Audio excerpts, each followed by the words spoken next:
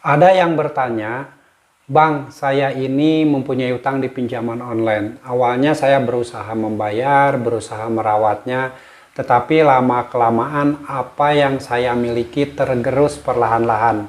Gaji yang saya hasilkan per bulan juga tidak cukup untuk membayar utang di pinjol tersebut. Lalu sampai saya perlahan-lahan menggadaikan apa yang saya punya, menggadaikan sertifikat tanah, menggadaikan BPKB kendaraan. Tetapi itu tidak menyelesaikan masalah. Hutang saya tetap ada di pinjaman online dan akhirnya saya mentok sudah tidak mampu lagi untuk membayarkan utang tersebut. Nah, apa yang mestinya saya lakukan? Nah, buat teman-teman yang mengalami hal ini, mungkin pasti kepanikan luar biasa sedang melanda pada diri Anda. Dan Anda bingung apa yang mesti dilakukan ketika Anda sudah habis-habisan, apa yang Anda miliki sudah habis, sudah berusaha membayarkan utang di pinjol, tetapi tidak pernah selesai. Bagaimana seharusnya bersikap? Silahkan disimak videonya sampai selesai. Assalamualaikum warahmatullahi wabarakatuh. Selamat sore menuju petang teman-teman semuanya. Apa kabar Anda di hari ini? Saya harap kalian masih dalam keadaan sehat selalu, masih dalam keadaan kuat mental, masih tetap bisa berpikir akal sehat walaupun di tengah kesulitan karena setiap hari diteror, ditekan, diancam oleh debt collector pinjaman online.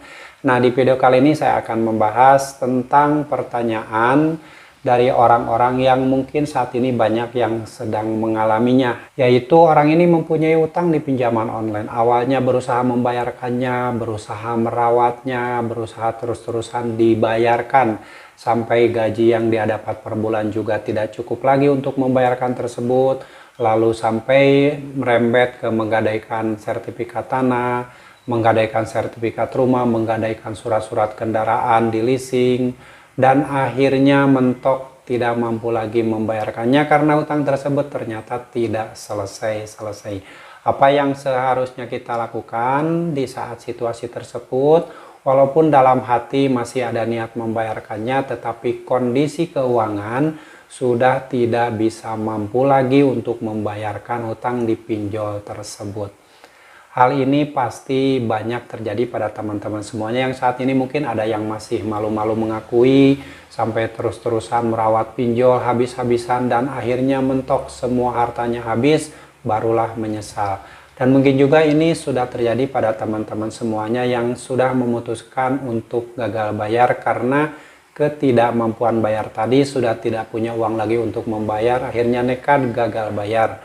Nah, itu mungkin masih mending di saat memutuskan gagal bayar tapi belum pernah menjual aset, belum pernah menggadaikan BPKB kendaraan, belum pernah menggadaikan surat-surat tanah, surat-surat rumah, itu masih mending karena masih bisa tertolong dengan memutuskan gagal bayar. Beda lagi dengan orang yang setiap hari terus merawat pinjol karena ketakutan yang ada di pikirannya, menjual aset, menggadaikan surat-surat kendaraan dan sebagainya, yang akhirnya utang tidak selesai, harta benda habis. Nah, itulah konsep pinjaman online, yaitu memiskinkan semua nasabahnya.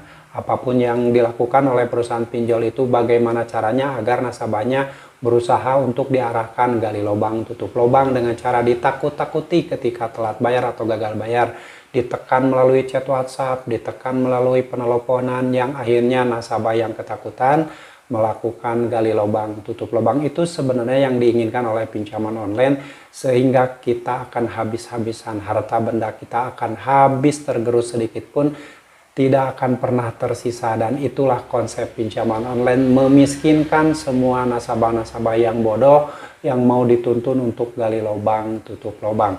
Nah, bagaimana seharusnya kita bersikap ketika kita dalam situasi telat bayar, gagal bayar, tidak mampu bayar, walaupun dalam hati ada niat untuk membayarkan, tapi kemampuan sudah tidak ada.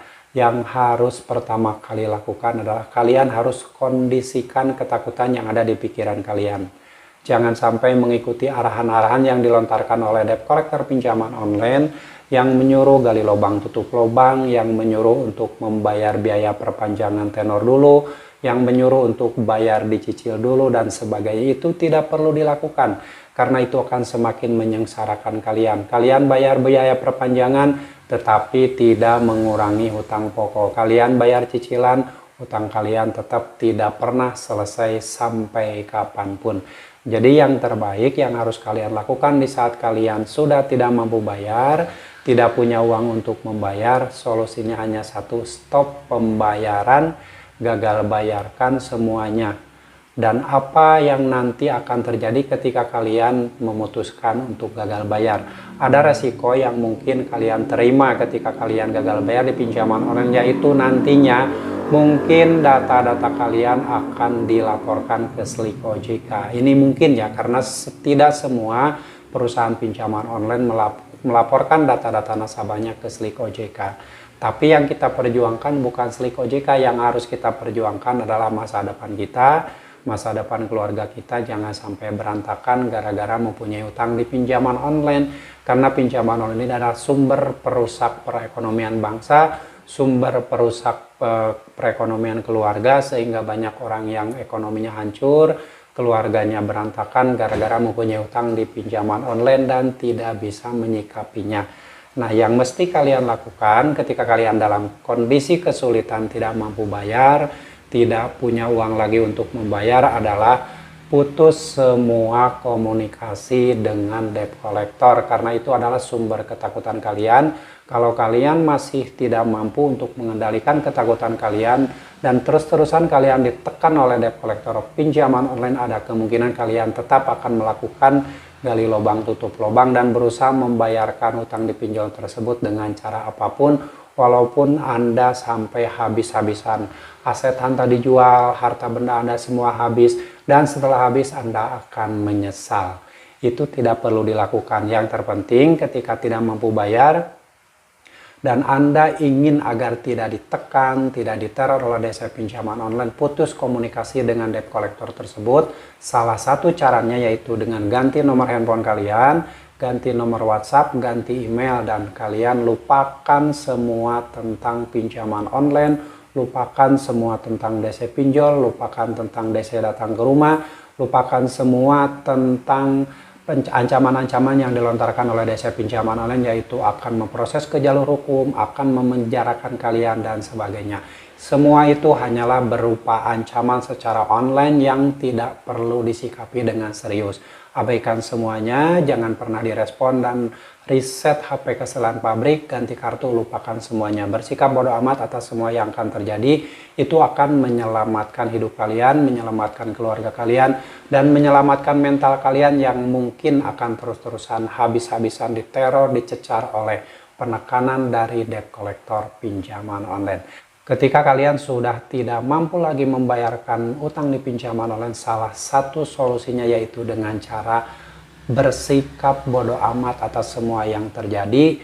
Segera ganti kartu, reset HP kesalahan pabrik, dan lupakan semua tentang pinjaman online. Itulah yang terpenting. Kalian tetap semangat, kalian harus tetap fokus dengan apa yang kalian tuju. Fokus dengan membangun masa depan kalian, fokus dengan keluarga kalian. Jangan sampai mengorbankan hidup kalian, mengorbankan keluarga kalian hanya demi keselamatan pinjaman online.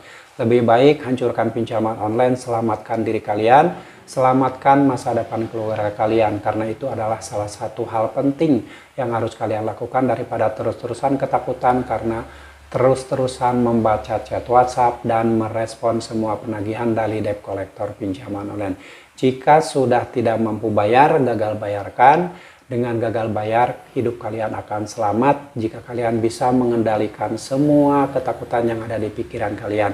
Karena resiko terberat ketika kalian mengalami telat bayar atau gagal bayar di aplikasi pinjaman online itu adalah menghadapi semua ketakutan yang ada di pikiran kalian, menghadapi isi pikiran kalian yang memikirkan sesuatu yang belum tentu terjadi. Oke, demikian teman-teman, semoga bermanfaat dan kalian tetap semangat. Siapapun Anda yang saat ini yang sedang mengalami kesulitan karena mempunyai utang, karena menghadapi segala macam kesulitan, jangan lupa untuk selalu meminta pertolongan sama Allah, memohon ampun sama Allah, perbanyak zikir, perbanyak sholawat, perbanyak ibadah. Insya Allah Allah akan membantu kalian, Allah akan memberikan jalan terbaik untuk kalian dan memberikan segala solusi atas segala permasalahan yang sedang kalian hadapi saat ini. Yang terpenting kalian tetap semangat, perjuangkan masa depan kalian, Perjuangkan masa depan keluarga kalian dan jangan pernah lagi memperjuangkan masa depan pinjaman online. Sampai jumpa lagi di video saya selanjutnya. Wassalamualaikum warahmatullahi wabarakatuh.